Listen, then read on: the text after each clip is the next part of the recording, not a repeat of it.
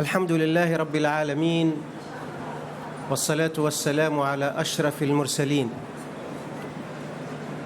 أيها السيدات والسادة, Mesdames et Messieurs,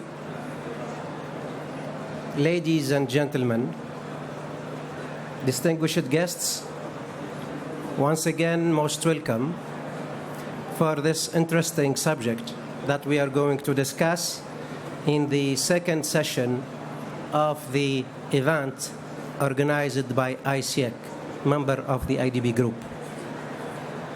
Following the first session reserved for the role of ECAs in mitigating the risks associated with the investment in renewable energy, it's our pleasure to invite you to this panel of discussion around a connected subject to the renewable energy investment, which is the role of multilaterals, role of government, and role of private sector in the renewable energy sector.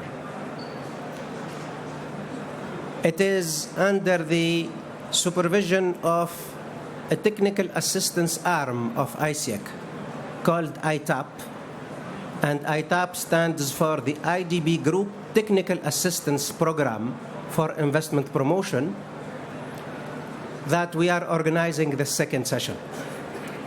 From this long name, probably you could figure out that we are talking about a very important area, a successful factor for the investment in renewable energy, which is technical assistance.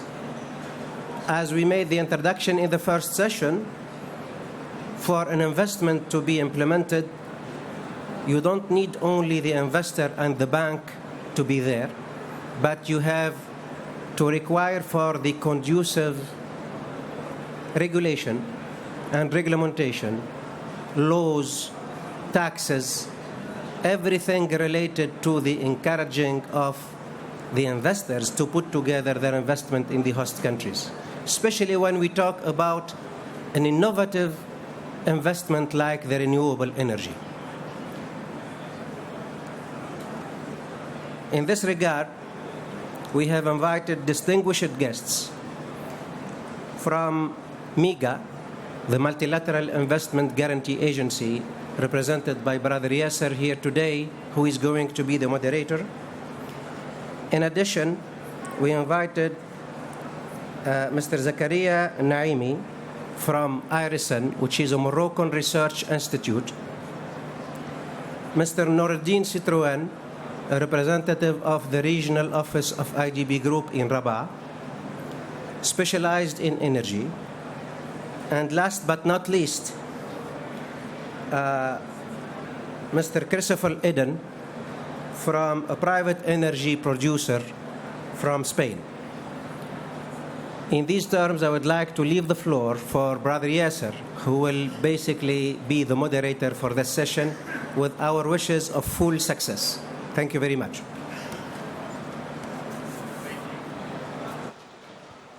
Thank you.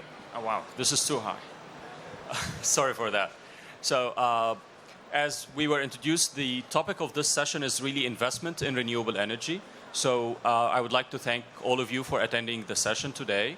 My name is Yasser Ibrahim, and I am the Sector Manager for Environment, Social, and Integrity in MIGA, the political risk insurance arm of the World Bank Group. So before we start with the objective of the session and how the session is planned, I just want to set some house rules so that people know. So in case of any emergencies, the doors that we came in is really where we are going to go out, and then we'll have to head to the right, and then we'll follow the signs.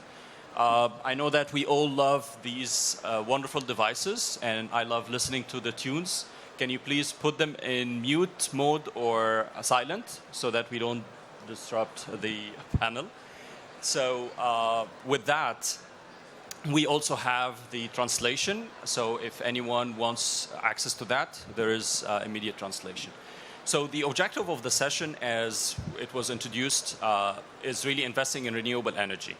And when we were discussing with the Islamic Development Bank what is really meant to be the outcome of that session, because investing really relies, as the previous session said, on private sector as well as the government.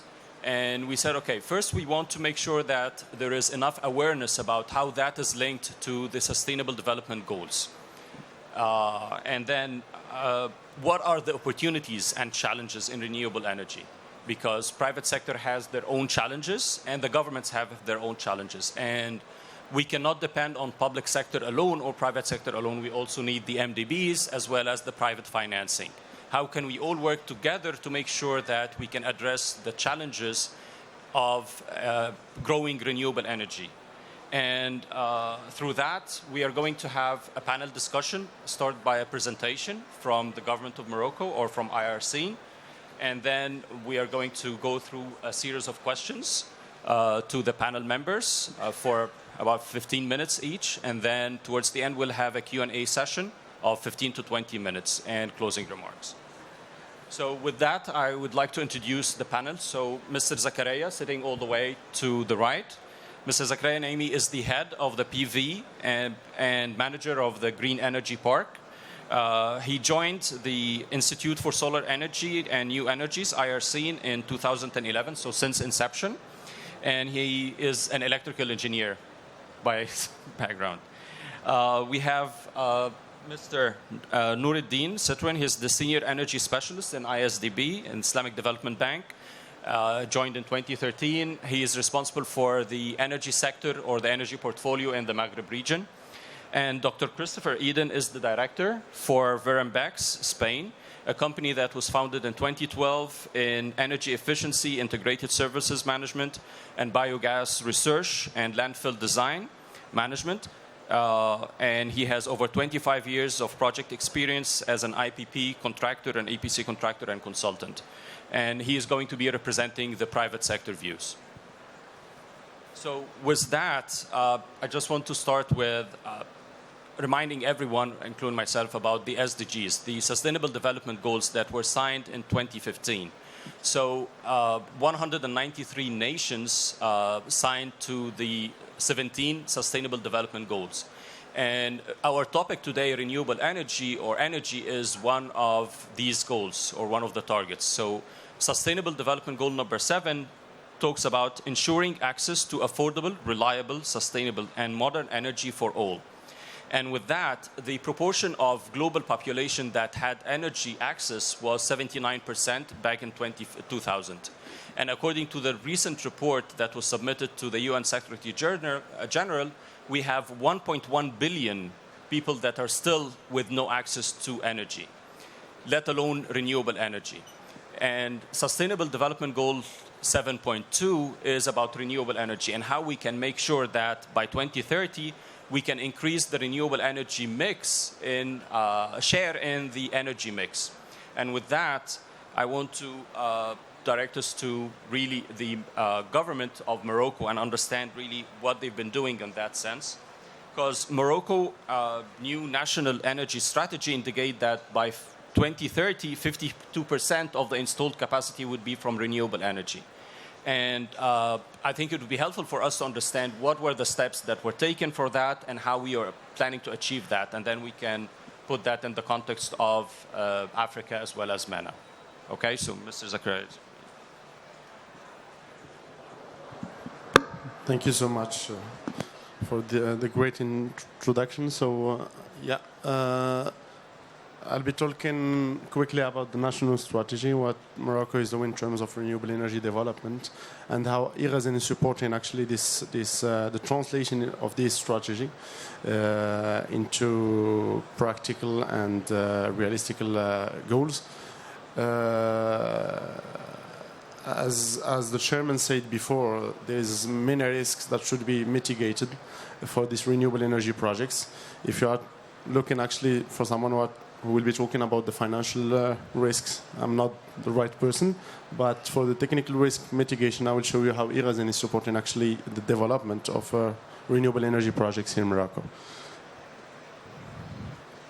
So there is a national context behind this energy strategy. Morocco is importing like 98% of its energy.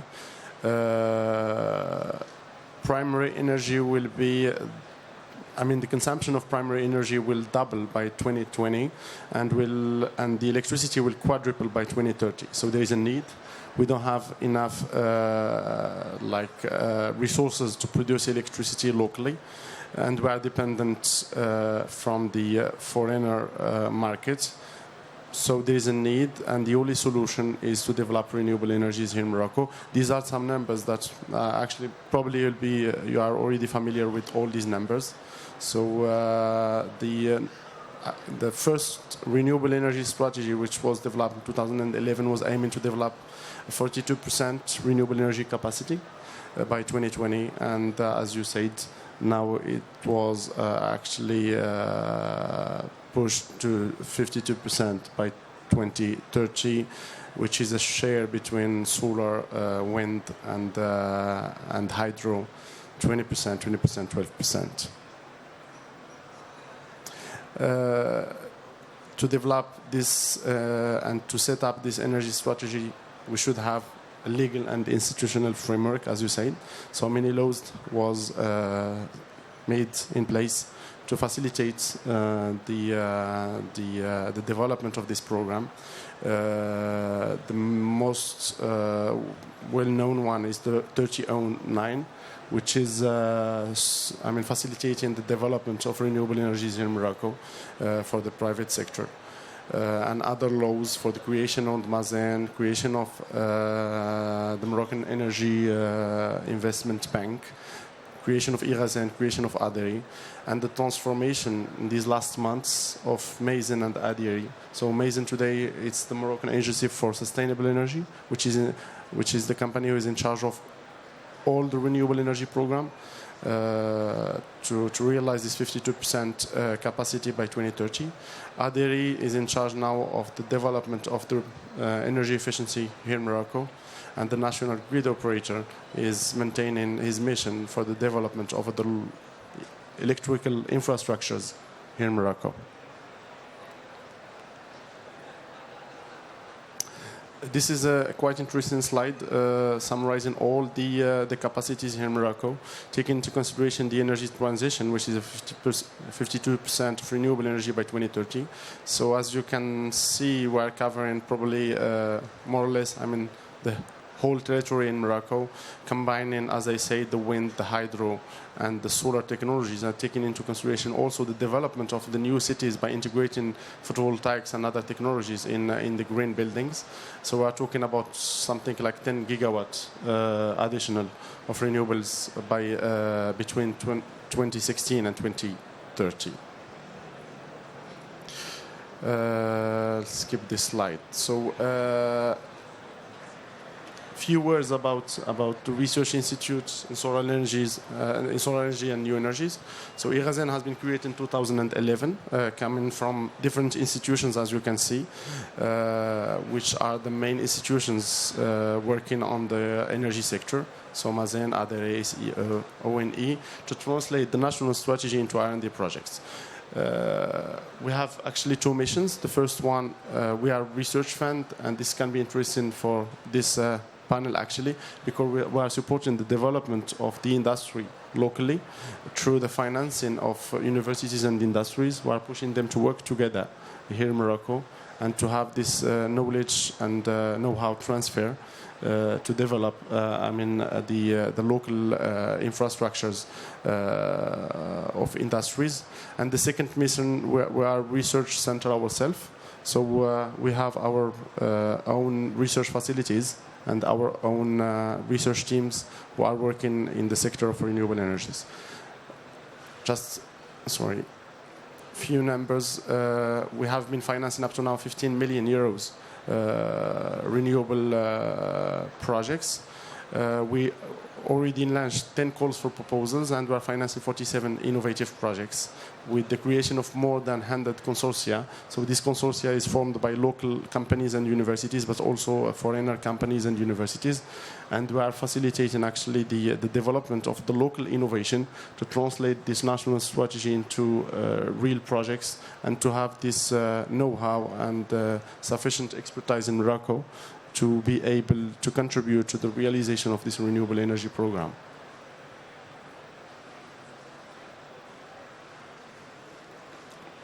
So this is the, let's say, the track record of Irazen. So we started in 2012, financing solar thermal technologies and moving along the whole value chain, along the whole technologies, through photovoltaic, storage, smart grids, biomass, etc. I mean, to be able to develop this local industry, which will be, which will have the efficient expertise and experience to compete in the local market and to realize this renewable energy strategy by 2030. Yeah. Thanks.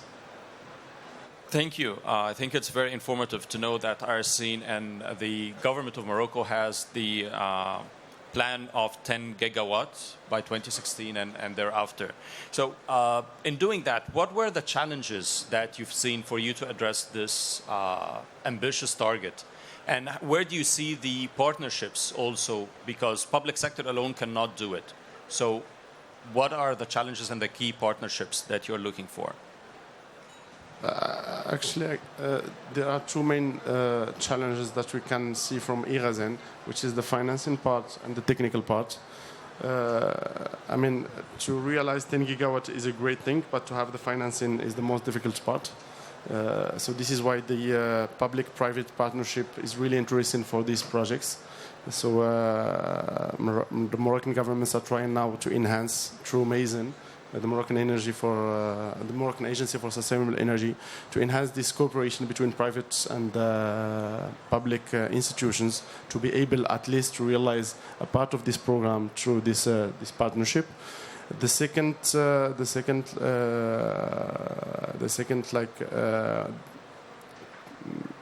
challenge is the technical challenge. As we are talking about technical institutions.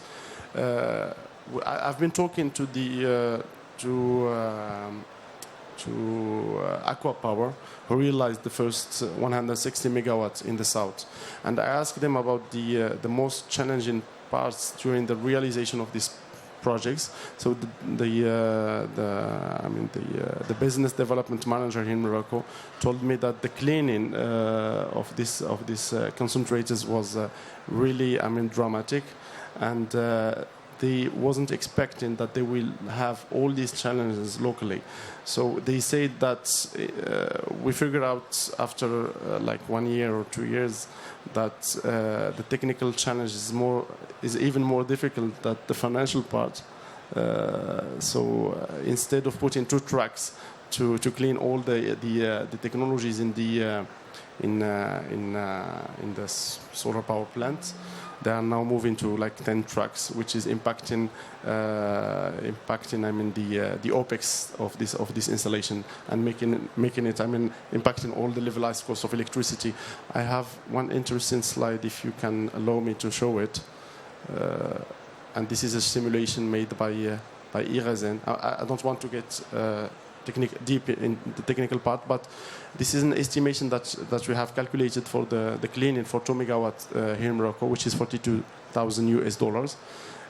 If we make the calculation for 25 years, it's a surplus of $0.5 per watt, which will impact in a dramatic way the levelized cost of electricity along the 25 years of the project. So I can say that the technical challenges are there.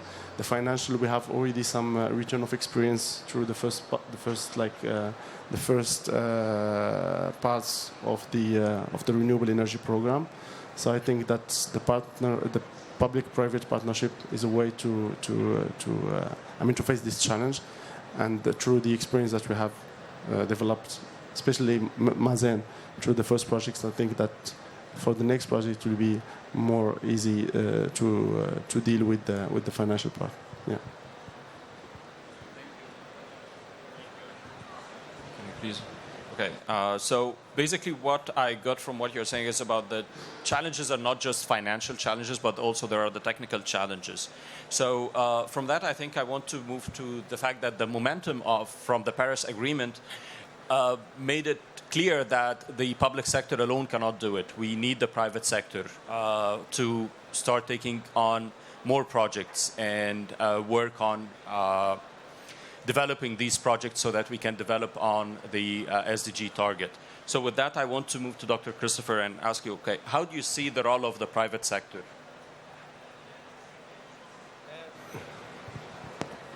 Hello there. Firstly, I'd like to say thank you very much to the Islamic Development Fund for inviting me. I feel particularly excited because I've come from a branch of renewable energy that is not as, shall we say, attractive as the traditional branches of solar and wind. My experience over the last 25 years has been in predominantly biogas, generally associated with biomass. And it's a very small part of the renewable energy mix, but it's a highly visible one. What we deal with is waste material, waste organic material, usually from all sorts of projects. Actually, I know that the Paris Agreement has said that there is more involvement of there's going to be more involvement of the private sector in this particular business. But I would also say that during the last 25 years, I've been working in private companies in renewable energy. And as a result of that, I've had an awful lot of experience in many different types of renewable energy governmental regimes, government policies. I started in the UK, where we developed something like 60 megawatts, everything, all of that from biogas, mostly on landfill sites, and moved to Spain, where there was a renewable energy positive encouragement of renewable energy projects by the then socialist government. With the change of government, the renewable energy policy was thrown out, and a lot of the private companies suddenly found themselves with long-term contracts but nowhere to sell. And it was one of the risks that I think was highlighted in the last session that I was very interested in hearing a little bit more about. I think Morocco, since then I've been in Spain, and I've come to Morocco, and we've done a World Bank project in Rabat, in the landfill site of Rabat. And we are now in the process of developing that project as a power generation project. I think Morocco has actually got it right. The other systems, the UK one, was an obligation of the electricity companies to purchase energy from renewable producers. And what that meant was that the price was passed directly to the consumer. In Spain, it was again an obligation, and the price went up very high. It was great for the power producers while it lasted, but then when the new government came in, they took everything away. And that was long before many of the projects were actually amortized. In Morocco, there's the system, or the intended system. I understand from your slide there that it's still not passed through Parliament, that we can actually sell to the medium voltage line at this moment, which is actually critical for projects such as power generation from biogas or biomass, because they're lower capacity projects. We're talking about projects up to 10 megawatts, that sort of thing. It's okay to provide autoconsumption for people around the landfill site, but you'll only get rid of 200 kilowatts that way. We need to be able to export the rest to the grid. And this new law, which I understand is going to be coming in fairly shortly, will allow us to sell directly to medium tension users and offer them a very attractive price to do so. That takes the pressure away from the consumer and puts it onto the industrialist. And in fact, it helps the industrialist too, because it offers them another way of reducing their bottom line profit. So I think private industry is going to play a very big part in Morocco, certainly. And all of these tools, and I find that particular one is highly innovative, are going to promote the growth of the small-scale renewable energy projects, such as biomass and biogas, which, again, I would be very interested in talking about, because one of the things that we need to cover, even with these small projects, is the political risk. And risk mitigation, as we all know, is the bottom line of any renewable energy project. Thank you, Dr. Chris. I think it's very enlightening to hear that you're not only considering the fact that biopower are really small projects, as you said, like up to 10 megawatts sometimes, but at the same time you also face the same challenges as any other project, which is really political risk. So it's not just technical or financial risk that was raised, but also political risk, and how can we mitigate that? So you've mentioned a project that you've been doing in Morocco, the Rabat project. But with the fact that biopower last year, according to the Bloomberg, was about 105 gigawatt or 106 gigawatt around the world. The prospects in Africa still is not there yet. What do you see are the challenges, or what is needed to grow this sector? So it's not just wind or solar, but biopower as well in Africa. I think me personally, for us personally, Africa is one of the major targets for expansion of this type of project. The biogas and the biomass projects in Africa have huge potential. The great problem up until now has been mostly political uncertainty. The technical risks are risks that companies such as mine assume. We do a viability study. We have to make sure that the resource is going to last long enough so that the project is amortized and that the company makes a profit, because in the end, we are a commercial enterprise. The fact that the environment can benefit from it is in many ways a secondary objective. And as I noted yesterday, somebody mentioned the same thing, that in the end, we all have to add to the value chain to ensure that these projects are not only sustainable, ensure sustainable development, but can add value. And renewable energy projects from biogas, from biomass, effectively, for me, close the circle of the energy value chain. You get local production of energy produce, or even, I mean, biogas and biomass can come from many sources in agriculture, from animal waste, from human waste, from landfill sites, and so there's a huge feedstock. So what I see is Africa, with the huge potential, provides us all, especially the private companies, with a great opportunity to be able to close the circle. But we're going to need to be able to collaborate with financing entities. And as I said before, the biggest challenge we have here is the political uncertainty. And again, I put the question to the risk insurance companies. Is this something on, I mean, you know, it's all very well between the billions and the trillions, but what about between the millions and the billions? Is this something that we're going to be able to find a guarantee, or somebody who's going to provide us with the certainty that our money isn't just going to go into somewhere and then we're going to lose it, like happened in Spain? Okay, that is quite a challenge, because political uncertainty is something that we... Is that from us? It's someone outside. Okay, so political uncertainty is something that we face around the world as MDBs, the World Bank, or the multilateral development banks and the Islamic Development Bank. And you've raised an important thing. What is the role that, you know, risk insurance can do to help with that? How can multilateral development banks help, or Isaac and Megan and the likes? So with that, I think it fades into Mr. Nuruddin. What are the support that you can really provide to the private sector in that? MDBs over the past year have mobilized over 81 billion through climate financing. What are the products that you think are there to help on the political uncertainty, as well as financial products as well? Thank you. As you know, the energy sector lies at the nexus of two urgent global imperatives: powering economic activities and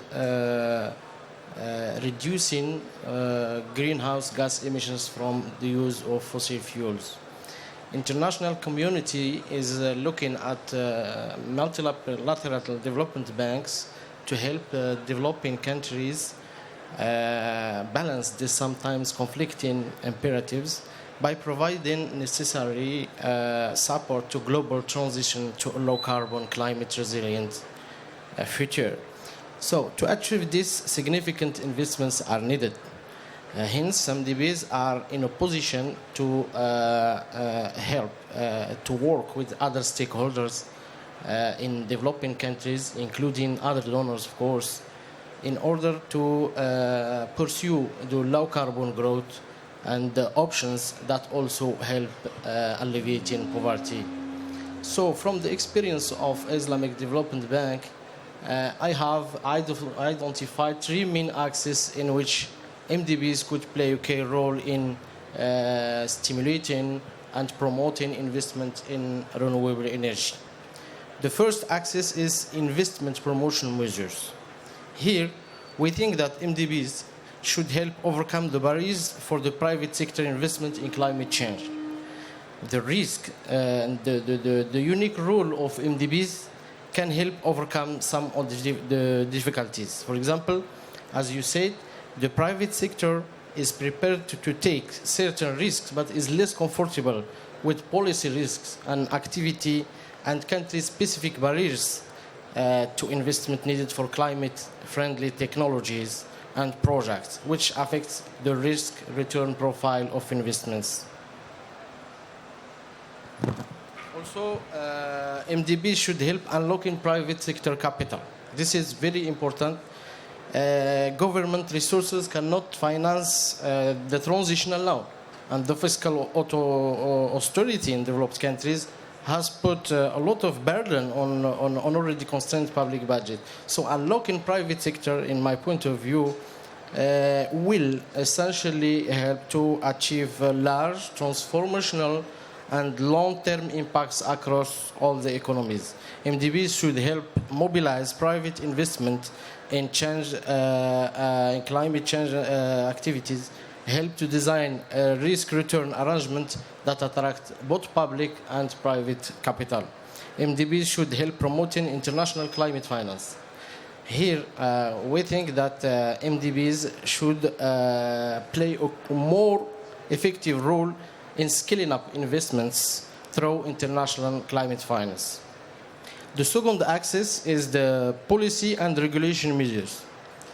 Here, we think that MDB should encourage long-term integrated energy planning to be aligned with environmentally and socially sustainable energy. MDB should also encourage developing countries to put in place policies and regulations that encourage energy efficiency. MDBs should encourage developing countries to put in place policies and regulation to promote renewable energy access for the poor. And also, MDB should encourage developing countries to put in place pricing structure that encourage efficiency and reduce consumption. MDBs should encourage developing countries to put in place subsidy reforms. It's exactly what happened in Morocco, to reveal the real costs of fossil fuels and to promote viability of sustainable energy options. Last but not least axis is institutional capacity and governance measures. Here, MDBs should enhance the executing agency's capacity for sustainable electricity. MDBs should also enhance regulatory agencies, if there is, to oversee implementation of sustainable electricity policy. MDBs should also enhance utilities' capacity to promote energy efficiency and renewable energy. MDBs should also encourage the transparency of policy, planning, and regulatory processes for the energy. And finally, MDBs should encourage stakeholders' engagement in policy, planning, and regulatory processes. This is what I have to say. Thank you, Mr. Tabadi. Thank you. Oh, wow. Sorry. Thank you, Mr. Noureddin. So basically, you're saying that multilateral development banks or MDBs can have a role in the policy or the planning first with the governments. So you can work with the governments in setting plans in place, long-term plans, and try to see, okay, how can we achieve these targets? And you can work with the governments on capacity building, because this is another element that is needed to make sure that stakeholder engagement is done and that they have the capacity to oversee the implementation of these plans. And in ISDB, in Islamic Development Bank, have you done some of these works with our member countries? Can you give us like examples of success stories and how you've been doing that? For the specific experience of Islamic Development Bank, we have ICEC with Brother Bukhari, who thoroughly discussed this subject with all instruments for risk mitigation, especially default payment and risk policy risks, especially. We have also, as provider, Islamic Development Bank is also working as a capital provider for both public through the sovereign window, and we have also a PPP window, which is supporting private sector to have access to capital to invest in renewable energy. In terms of capacity building, we have ITAP, which is a program made by ICEC, which is making kind of support to member countries, especially in sub-Saharan African countries, to have access to information. We have also the reverse linkage modality, which is very strong instruments in Morocco, not just in Morocco, but for all the IDB member countries. For example, we just made two reverse linkage modality operations here in Morocco with the transfer of capacity building from Morocco to Mali and Chad with 2 solar projects in rural electrification area. So we really have mechanism, and we are still working to develop more and more to help in all the aspects, especially with regards to be involved in early stage of strategy elaboration by our member countries. Thank you. Basically, from what I understand, you already have the capacity building arm or the technical assistance arm that can help on that, as well as the financing to the governments. I think one of the other important elements in the whole circle of investing in renewable energy, so we have the government, we have the multilateral development banks and the private sector. What about the local banks? How can multilateral development banks mobilize local financial institutions to start investing in that so that they grow? Because the capital alone of the MDBs cannot really hold investing in this sector for a long time. So how do you see the role of that, of MDBs in that as well? Well, as you already said, the local banks have also their role to play investing in renewable energy, especially to provide local currency. So with IDB, we are working together with the local banks. For example, here in Morocco, we are working with Tijari Wafa Bank, we are BCP and other local banks in order to provide capital, but not only capital. Also, we have to provide experience from other projects and so on. So to answer your question, we are in close relationship with local banks in all the different countries. We also, through our regional offices and CGOs in different countries, we can really bridge to make a bridge to these local banks, and we are closely supporting them and working with them with regards to investment in renewable energy. Thank you. So with that, I think we've heard today really all the what is needed for investing in renewable energy, and this is basically the government role in setting up the right framework, the right business enabling environments through policy and strategy, sometimes with the support of multilateral development banks in setting long-term planning, as well as the role of the private sector and the risks that the private sector foresee when it comes to not only technical risks that the private sector thinks that they can take the risks, but there's also the financial risk, the political risks, and also the role of the multilateral development banks in how you can de-risk this investment and increase investment in renewable energy. So with that, I will open the floor to questions. So any questions? Yes, we have a question here. Can you please name and your affiliation?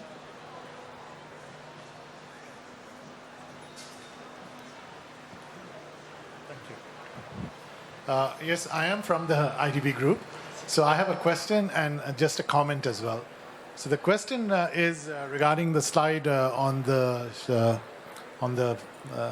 TV, I guess. So how does this is this is an increase in operating cost. So does this mean that the project is still viable? I guess financially. Just want to know out of interest. Now, also in terms of the comments regarding local involvement of local banks, IDB Group, we do public sector as well as the private sector, right? We support the public sector and the private sector, and nowhere in our articles is that that we can actually. We need to work with the locals because they are risk mitigants, and we are not in the business of crowding them out, right? We can provide longer-term financing, we can provide cheaper financing, but we will not do that because that would then mean that we are competing with local banks. But we want to work with them, and in most PPP projects, I used to look after PPP about 6 weeks ago. So over there, we encouraged the local participation because they knew the place better than we did, right? So that is very accurate. And now when it comes to from the millions to billions, the millions to billions indeed is part of the billions to trillions, right? And to answer your question or your concern, Isaac is very much interested to look at smaller ticket items as well. And you're right, they go to the grassroots levels of projects. It is always easier, and that is why we, in fact, I was speaking to some reinsurers and all, and we talked about it this morning, about creating a fund for Africa and reinsurance arrangements, rather, for Africa. So these are things which are important to us, right? We can, yes, as an institution, we can do a small $5 million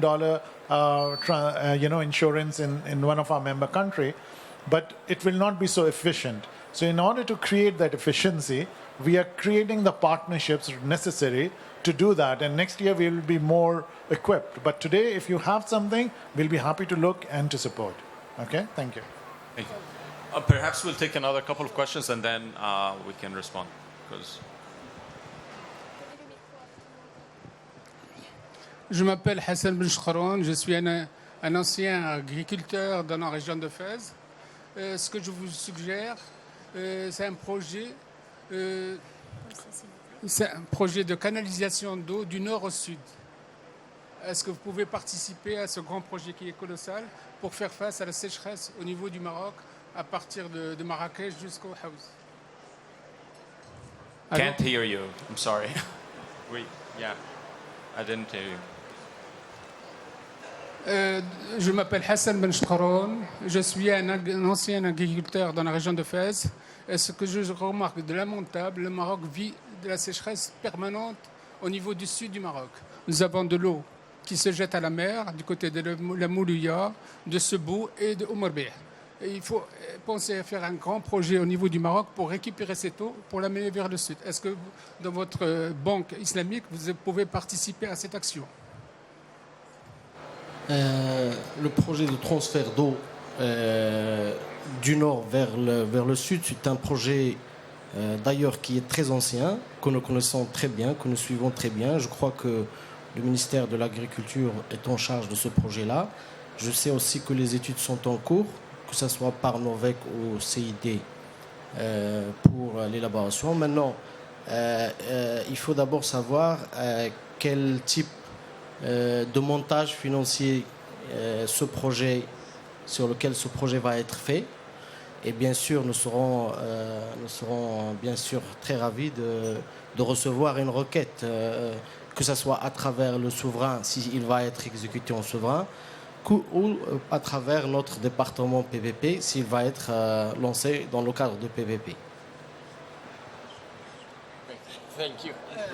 because we haven't heard that. Do you want me to translate to English? No, the It's thing okay. is, I think so for the interest of everyone, I think the question was about the water drought in one of the areas and a project about that, in that area. So. I was talking about a very known project here in Morocco is the transfer of water from the north to the south.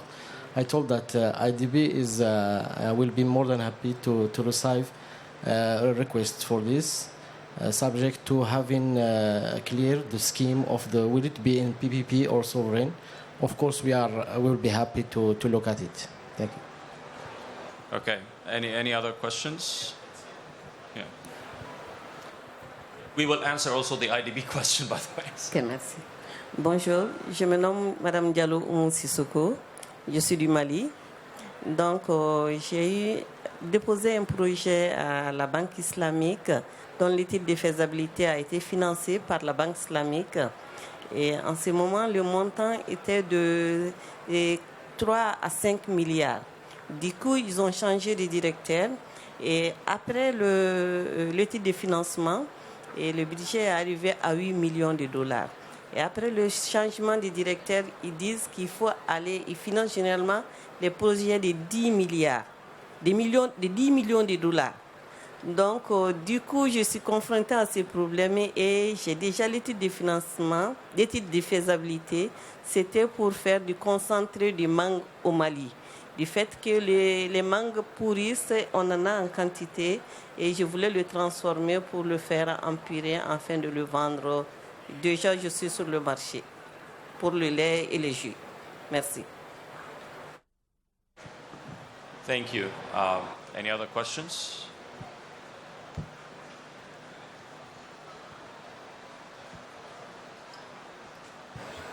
Yeah, thank you. I thank all the moderator and panelists for their participation and their support to our discussion panel. Just I have a question on the falling fossil fuel prices. What would be the impact of the falling fossil fuels on renewable energy development? Thank you very much. Thank you. So I think we'll start with the questions to the IDB, and then for the fuel prices and how that will impact, I think it can be a discussion from the government as well as the private sector. We can take the views. And then towards the end, we'll also try to answer the question about the operational costs and the increase in the operational cost, and also the risk mitigants as well as the millions to the billions.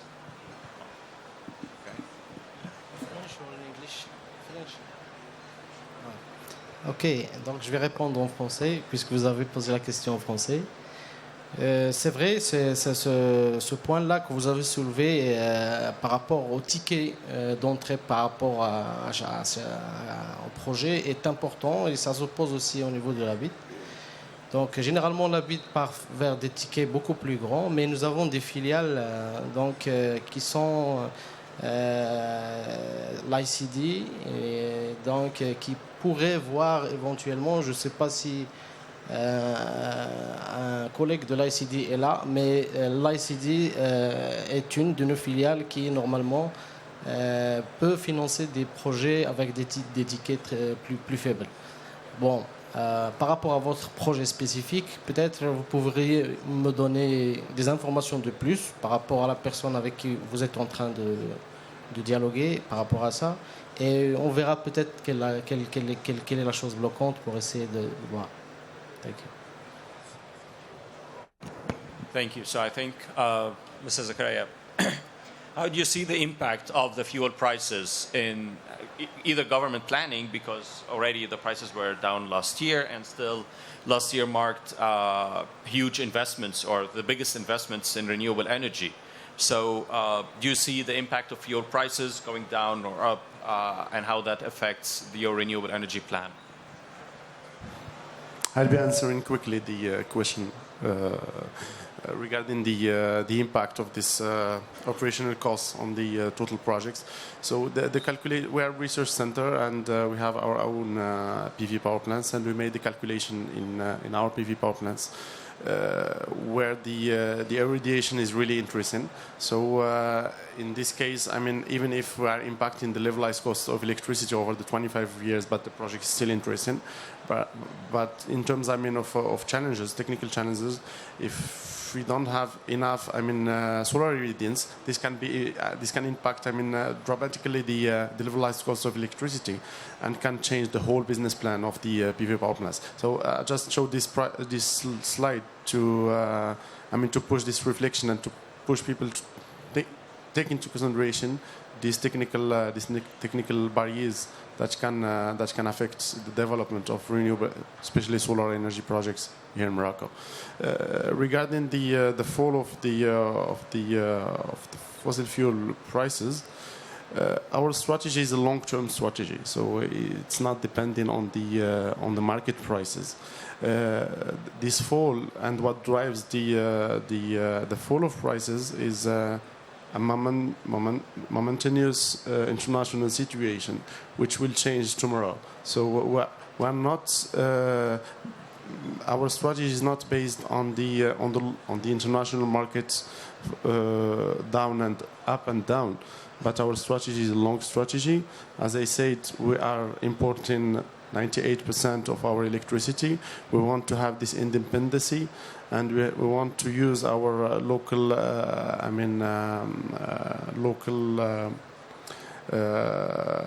irradiance potential to produce electricity and to secure electricity.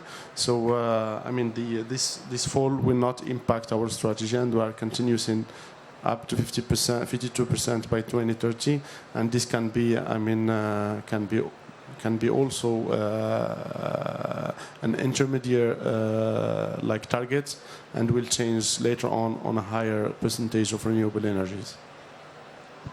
Thank you. Dr. Chris, do you want to add anything on the... Well, I actually think the renewable energy has actually come of age. Renewable energy 20 years ago was complicated. It was expensive. However, every day, innovation, technological innovation is occurring, and surprisingly, the more we go into developed companies and the more the countries, and the more the developed countries take control of the renewable energy projects, more development and more innovation occurs. I can see the prices continuing to go down, to stabilize. And it's funny, but I mean, we say that the oil price is reducing, but I don't see that filtering through to the end consumer. And so the price always remains the same, or indeed it goes up. So somebody's either raking off a big profit, or they're not doing their homework. What I would like to see is more flexibility in the finance of renewable energy projects, especially in places like Africa. What we're looking for is innovation in financing products. It's not only the risk of the political risk, it's the whole thing. You mentioned the cost of operation and maintenance. It's one of the great unknowns about any renewable energy project, and especially in my field, in biogas and biomass, which is an inherently dirty fuel. It becomes one of the things that, okay, you can do your viability study, but it is uncertainty. And it's things like this that need to be worked on in collaboration with financing entities, with governments, to be able to take this type of project forward. And of course, we mustn't forget the aspect of competition. As a private company, I have to compete against other private companies, and especially in small-scale projects, to actually get the momentum to have enough capacity and scale for large financing entities is very difficult. So what we're looking for is innovation. Any more questions? So with that, I just want to conclude that last year marked a record high for solar and wind investments. of 118 gigawatts compared to the 94 gigawatt in 2014. And for us to increase more the energy investment, we need to advance renewable energy to the full investment maturity through capacity building as well as dedicated grants, and see how we can work with MDBs on that, working with the governments and local financial institutions on lending facilities for renewable energy. We have to find risk mitigants for the private sector in terms of like who's going to take the power off-taker risk or currency risk, as well as political risk or the political instability. And also we need to think about mobilizing the capital markets. How can we involve the locals so that they can invest and make money as well from that through the green bonds, which is something that we didn't get a chance to touch on. So there is huge potential for investments in renewable energy in the market. According to the IFC report, there is 286 billion worth of investments from 2016 to 2030 in MENA, and over 700 billion of projects worth in Africa. So we are not short on projects. I think this is the message. We have a lot of projects. We just need to have the right mix of collaboration between government, private sector, and financial institutions and financial sector. So with that, I would like to thank you all for attending. I would like to thank the panel and the Islamic Development Bank for arranging this. Thank you. Thank you very much all. Thank you, distinguished guests. It has been a very rich, enthusiastic, and serious contribution from everyone. Thank you, Brother Yasser. No doubt, coming from the MEGA, he doesn't need to be introduced on that. This is their field, actually. And we learned a lot in ISEAC through our cooperation with MEGA, and we are eager to strengthen our relationship as well. So, ladies and gentlemen, with these two sessions, we tried as much as possible to be comprehensive, to try to put together the total solution or the comprehensive solution for renewable energy investments. The first part was about the direct technical contribution from the export credit agencies, providing the risk mitigation. The second session was more focusing on the role of the government, the multilateral and private sector in direct investment in renewable energy as well.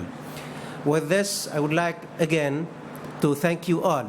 And before taking leave, I would like to call on the stage Brother Arfan for a symbolic gifts that we would like to give to our distinguished guest speakers. Thank you very much.